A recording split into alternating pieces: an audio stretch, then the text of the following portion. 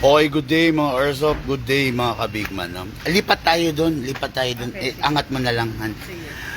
Okay mga Airsoft, from, saan na ba ako? From Santa Rosa, Laguna, down to, Calamba, Laguna, tapos San Pablo, Laguna.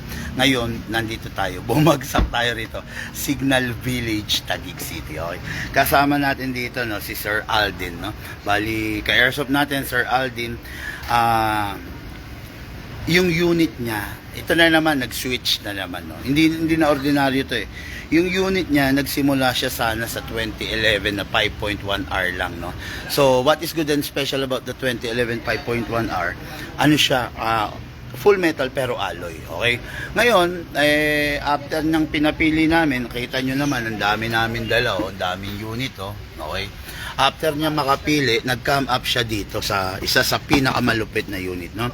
This is the 6.0 Godfather. The 2011 din naman to, pero dito siya nag-come up, no? So, in-erase niya na yung WE na 2011 5.1. So, dito siya pumunta.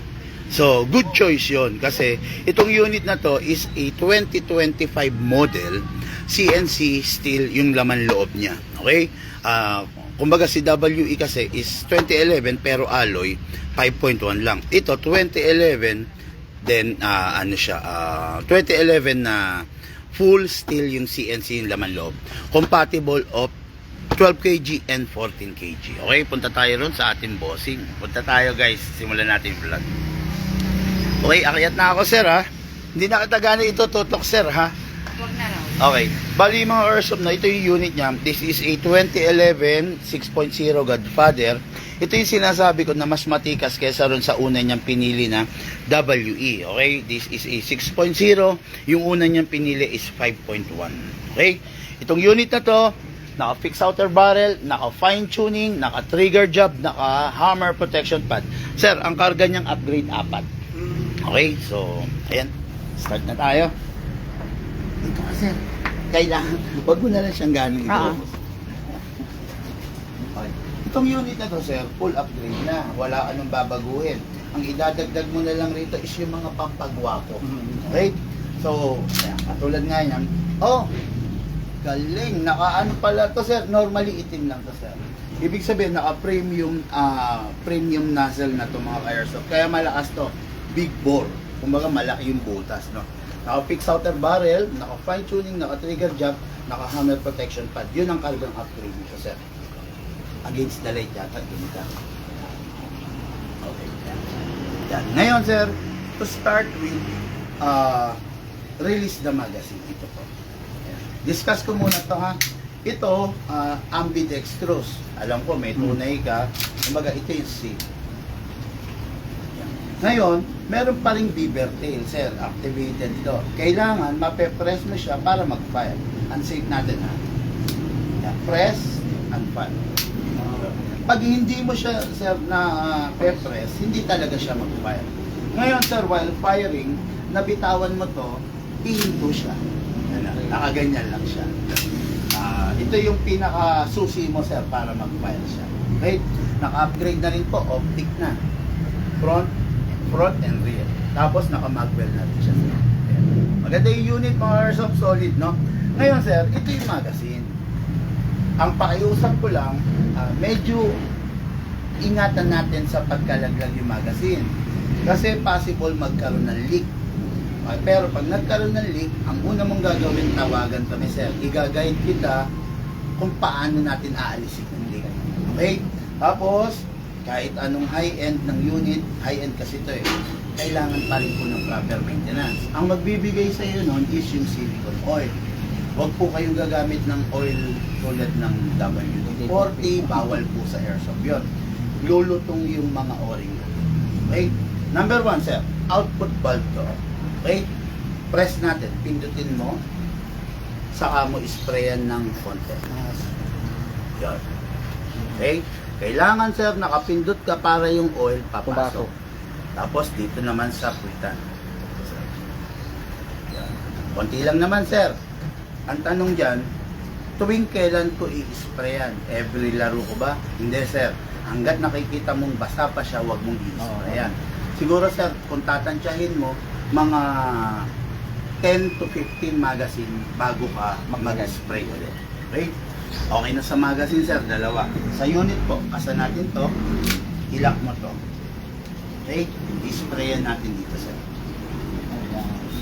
Yes. Then number 2 dito.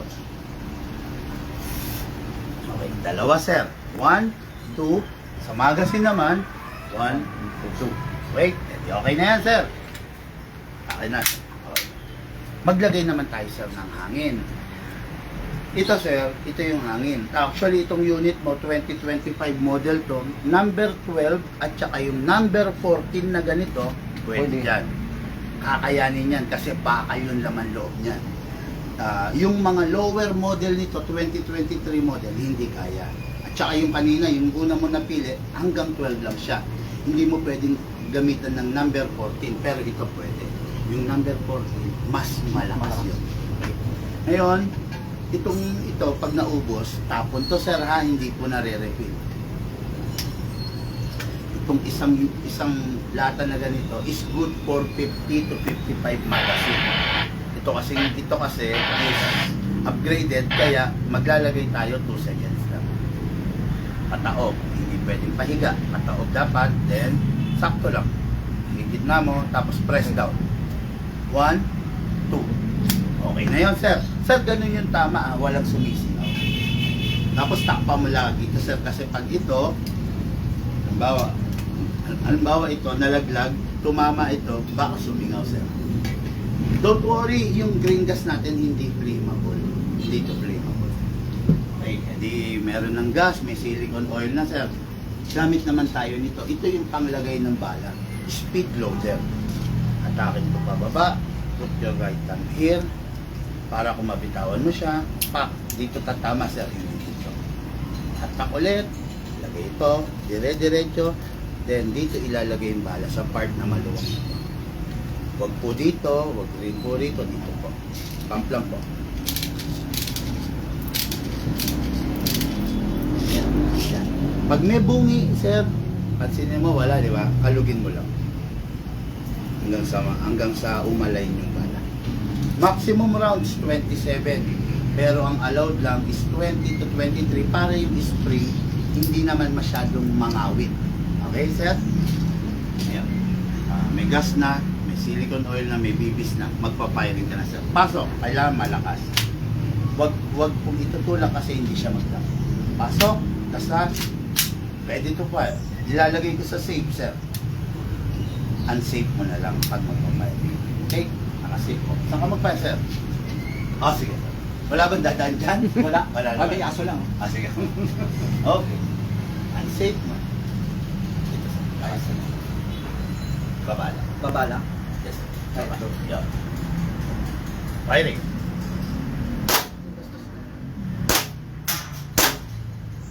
Lakas yan. Tumatagos, sir. Nakapos yung bala. Hindi ka ba gagamitin yan? Baka gagamitin mo yan, tutulo na yan, ha? Hindi, actually meron akong yung China na, Pele-pele. oo. Sige sir, ubusin niyo po. Ubusin mo, sir. Para ano? Si sir, warframe yung datingan ni sir, eh. Yung pa. Napansin mo yung recoil niya, sir. Ang sarap, di ba? Parang tunay. Ayan. Kaya nag-open slide, parang tunay na baril dahil wala ng bala. Tama yan. Release magazine, tapos release the slide, baba mo ito. Ayan. Tapos i-rest. Sarap lang yun. Yes, sir. Masarap talaga yan. Yung, alika dito, bossing. Alika dito. Pagbigyan mo na ako. Kasi ka lang, ano.